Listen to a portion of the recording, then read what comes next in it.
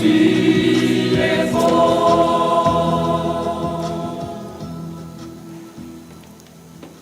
Le Seigneur soit avec vous. Évangile de Jésus-Christ et le Saint Jean.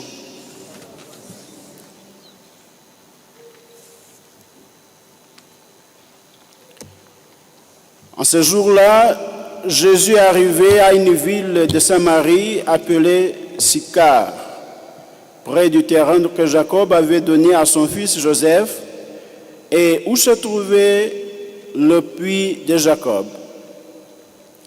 Jésus, fatigué par la route, s'est assis là, au bord du puits. Il était environ midi. Arrive une femme de Samarie qui venait puiser de l'eau, et Jésus lui dit, « Donne-moi à boire. » En effet, ses disciples étaient partis à la ville pour acheter de quoi manger. La Samaritaine lui dit, « Comment? Toi qui es juif, tu me demandes à boire? À moi, une Samaritaine. »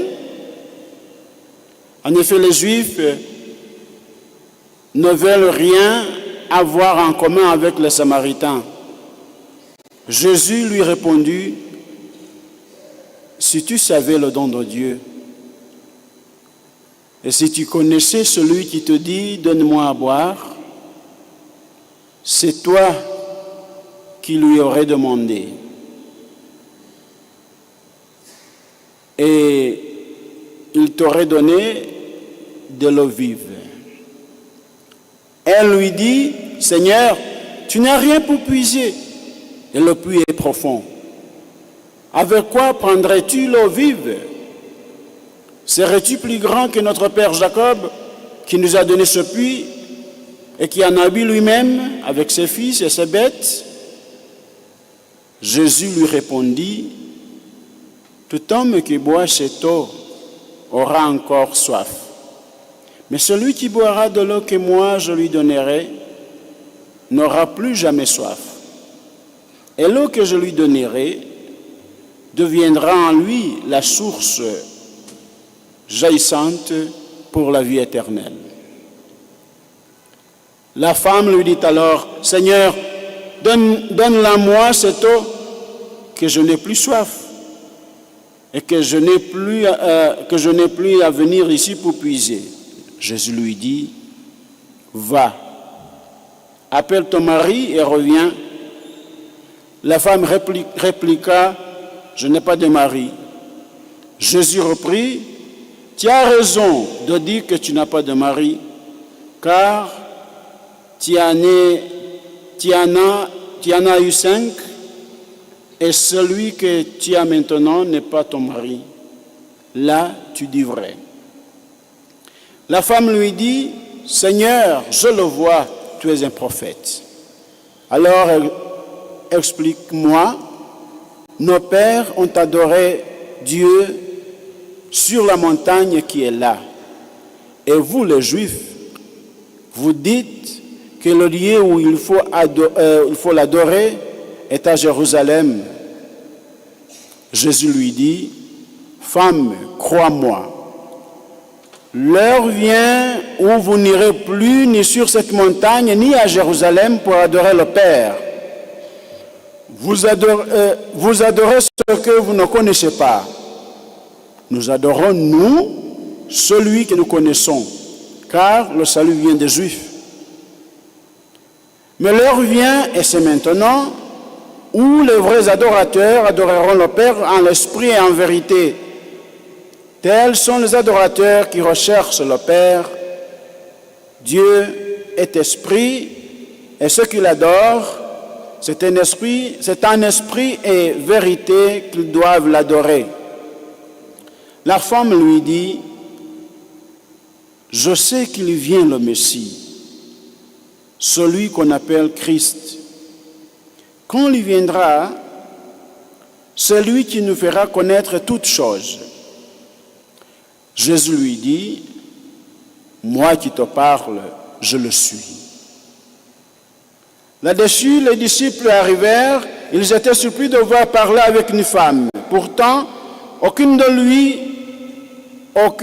lui dit « Que demandes-tu » ou « Pourquoi parles-tu avec elle ?» La femme laissa là sa cruche, revint à la ville et dit aux gens « Venez voir un homme qui m'a dit tout ce que j'ai fait. Ne serait-il pas le Messie ?» Il sortit de la ville, il se dirigeait vers Jésus. Pendant ce temps, les disciples l'appelaient « Rabbi, viens manger ». Mais il répondit « Pour moi, j'ai de quoi manger. C'est une nourriture que vous ne connaissez pas. » Les disciples se demandaient « Quelqu'un lui aurait-il porté à manger ?» Jésus leur dit « Ma nourriture, c'est de faire la volonté de celui qui m'a envoyé et d'accomplir son œuvre. Ne dites-vous pas encore 4 mois et ce sera la moisson? Et moi je vous dis, levez les yeux et regardez les champs qui se dorent pour la moisson. Dès maintenant, le moissonneur reçoit son salaire et récolte du fruit pour la vie éternelle, si bien que le semeur se réjouit avec le moissonneur. Il est bien vrai, le proverbe, l'un sème, l'autre moissonne. Je vous ai envoyé moissonner là où vous n'avez pas pris de peine. D'autres ont pris de la peine et vous profitez de leurs travaux. Beaucoup de Samaritains de cette ville crurent en Jésus à cause des paroles de la femme qui avait rendu ce témoignage. Il m'a dit tout ce que j'ai fait. Lorsqu'ils arrivèrent auprès de lui, ils l'invitèrent à demeurer chez eux. Il y resta 2 jours. Ils furent encore beaucoup plus nombreux à croire à cause de ses propres paroles. Et il disait à la femme, « Ce n'est pas à cause de ce que tu nous as dit que nous croyons maintenant. Nous l'avons entendu par nous-mêmes et nous savons que c'est vraiment lui le Sauveur du monde. »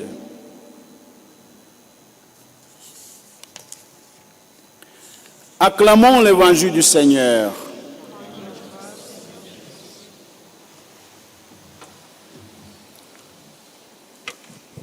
C'est une très belle et heureuse coïncidence de proclamer, de méditer sur cet évangile aujourd'hui, le 8 mars, journée internationale pour la femme.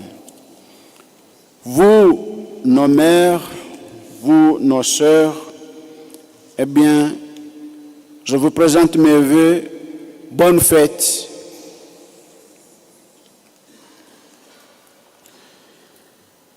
La femme dont nous fêtons aujourd'hui, elle nous donne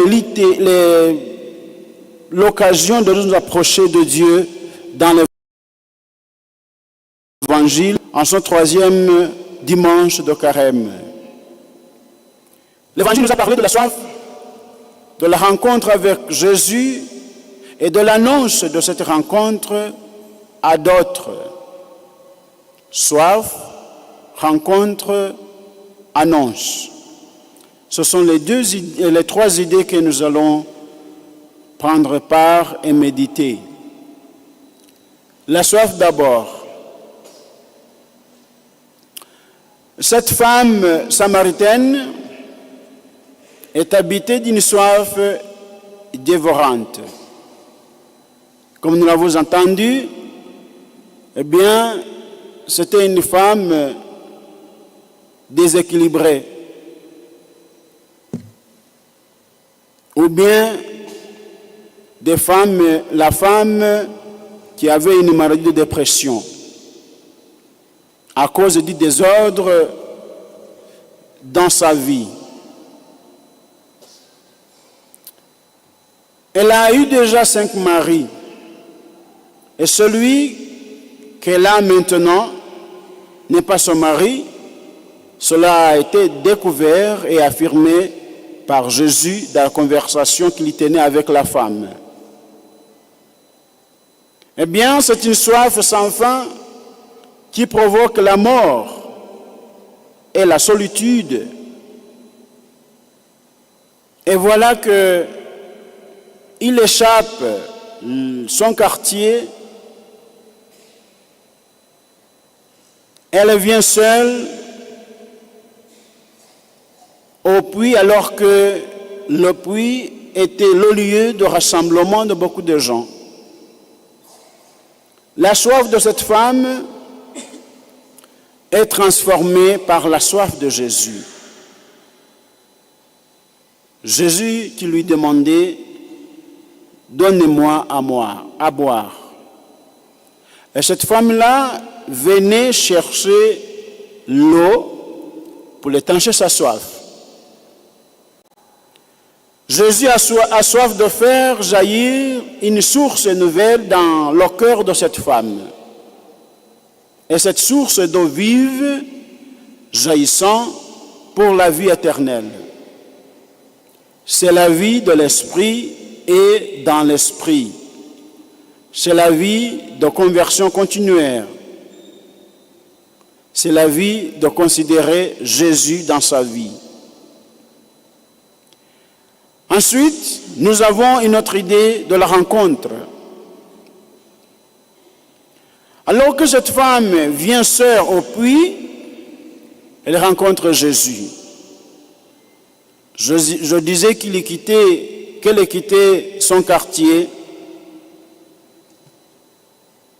Lui a fait un détour pour que cette rencontre soit rendue possible par le chemin le plus court pour aller de Judée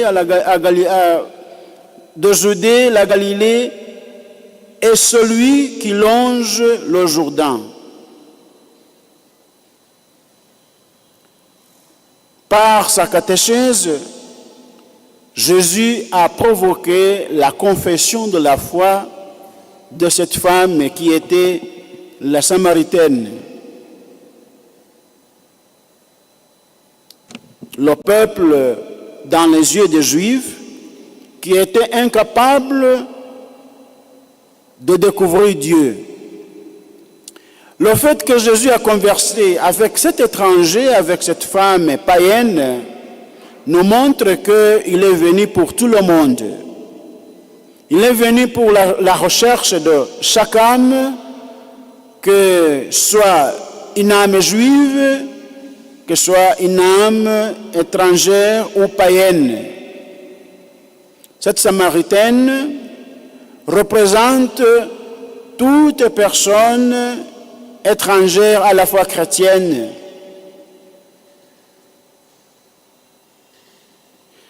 Jésus rencontre donc cette femme dans la soif profonde près du puits. Elle avait une soif physique, mais aussi une soif de voir cette femme convertie. Chers frères et sœurs, où est ce puits de Jacob aujourd'hui? Eh bien, elle est dans le cœur de chacun de nous. Ton cœur est le puits où Jésus cherche l'eau vive.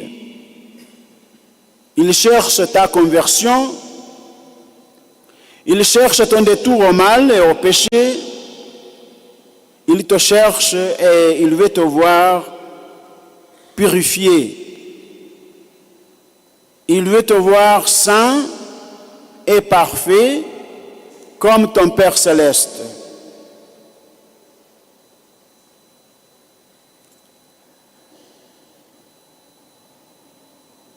Dans ce lieu, ce cœur, où, sœurs, nous pouvons aller, où nous sommes vraiment seuls d'une solitude parfois heureuse, parfois douloureuse, pourtant, le poids d'une histoire personnelle et communautaire non réconciliée. Ce cœur porte l'histoire personnelle ou bien communautaire qui n'est pas réconciliée. Quand cette histoire-là n'est pas réconciliée, eh bien, elle provoque beaucoup de dangers dans la vie de la personne. C'est dans ce cœur-là, plein de joie ou de peine, que Jésus vient avec soif pour rejoindre cette femme-là. Sa soif s'ouvrit à la vie nouvelle. Et seul Jésus pouvait la joindre si profondément dans ce lieu de grande solitude, de grande fragilité, de péché, il rejoint cette femme différente de lui par la tradition de son peuple. Elle était samaritaine, l'autre était juive, et les deux peuples, ils étaient comme des rives d'une fleuve. Il rejoint cette femme donc différente de lui de par la tradition de son peuple, de par de sa foi, différente aussi, la foi celle d'Israël. Et ce lieu de la blessure devient le lieu du salut. Je ne sais pas si nous croyons vraiment que c'est dans nos blessures que Jésus passe pour nous guérir. Il y a un chant que nous chantons, surtout le vendredi saint. Par ces blessures, nous sommes guéris. Les blessures de Jésus. Cette rencontre avec Jésus donne à la femme de se rencontrer profondément en elle-même. Elle prend l'occasion de faire un examen de conscience, de faire un retour en arrière et de voir dans ses yeux sa vie. Et après la catéchèse de Jésus, la femme devient capable de confesser sa foi et d'affirmer que Jésus était le Messie qu'on attendait. En revenir donc à son cœur profond, habité d'une soif créatrice, sœur de la vie éternelle. Seul dans la rencontre avec Jésus, nous pouvons nous rencontrer en vérité. Si nous acceptons que Jésus entre dans nos vies, eh bien, nous deviendrons capables de nous connaître comme nous sommes et de changer ce que nous devons changer et de solidifier ce que nous devons solidifier. Jésus nous connaît en vérité et nous fait vivre l'expérience d'être connu, c'est-à-dire aimer avec miséricorde. Le Christ ne nous juge pas, mais nous relève à nous-mêmes par son regard de miséricorde. Approchons-nous de lui donc, afin qu'il puisse nous relever par sa miséricorde, par son amour, par son regard miséricordieux. La femme, quand il a été sauvé, guéri de ses blessures, eh bien, il est parti pour l'annoncer une bonne nouvelle. Il devient l'apôtre de la miséricorde. Il devient l'apôtre de l'amour. Il revient de l'apôtre de cette belle catéchèse que Jésus a fait. Il a fallu la guérison spirituelle. L'annonce vient pour nous rencontrer et après, nous devenons des annonciateurs. Nous devenons des apôtres de cette annonce qui nous a aidés à nous convertir. La femme laissa là sa cruche, revint à la ville et dit aux gens, venez voir celui qui m'a dit tout ce que j'ai fait. Donc c'est un prophète. Je l'ai découvert. Venez aussi à ma suite et découvrez-le. Il est là pour vous aider. Celle qui fuyait son prochain, cette femme-là, qui fuyait son quartier, devient apôtre. Et l'annonce est celui qui donne l'eau qui vient en nous, qui devient en une source d'eau jaillissante pour la vie éternelle. Et cette source permet à d'autres de rencontrer personnellement. Cette annonce que la femme a effectuée a permis à d'autres de venir rencontrer Jésus face à face. Jésus est de croire en lui. Ils affirment à la suite, ce n'est plus à cause de ce que tu nous as dit que nous croyons. Nous-mêmes, nous l'avons entendu et nous savons que c'est vraiment lui le sauveur du monde. Voilà que l'entourage de la femme aussi deviennent capables de la découverte du Messie et de professer leur foi. Ils sont convaincus que Jésus est le Messie qui était attendu, qui venait pour les libérer de l'esclavage et du péché. Une vraie rencontre avec Jésus provoque inévitablement l'action d'annoncer le don de la foi et de le proposer aux autres.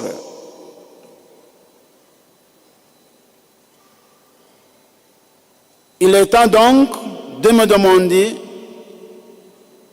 à qui vais-je annoncer Jésus pendant son temps favorable du carême. Moi aussi j'ai le devoir d'annoncer aux autres la figure de Jésus, la figure d'amour, la figure de miséricorde, la figure du pardon. J'ai ce devoir. Mais cela dépend de l'expérience que j'ai eue avec Jésus. Si je n'ai pas cette expérience, ce sera difficile de dire aux gens ce que j'ai vécu ou ce que je vis. Il sera impossible. C'est pourquoi ce temps de carême nous aide à faire une expérience avec Jésus, cheminer avec lui, découvrir sa figure, son visage, de jour au jour. C'est dans ce cas-là où je pourrai annoncer aux autres l'expérience de ma vie. Tu vais, par exemple, inviter à venir à la vigile pascale? C'est très bientôt. Il y a des personnes qui n'ont pas d'habitude de venir à cette grande nuit, à cette nuit importante qui a ouvert les portes de notre salut. Serais-je capable d'inviter quelques personnes de venir participer à cette vigile pascale? À qui vais-je permettre de rencontrer celui que j'ai rencontré, qui a touché profondément mon cœur, ma vie?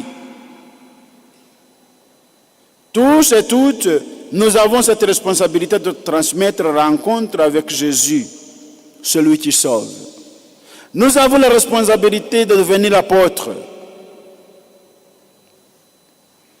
Celui qui fuyait les autres, cette femme-là, en venant puiser de l'eau à midi pour éviter toute rencontre, celle qui avait souffert de tant de rencontres mortifères, cette femme est guérie par la rencontre avec Jésus, est établie dans une nouvelle relation à elle-même, à Dieu et aux autres.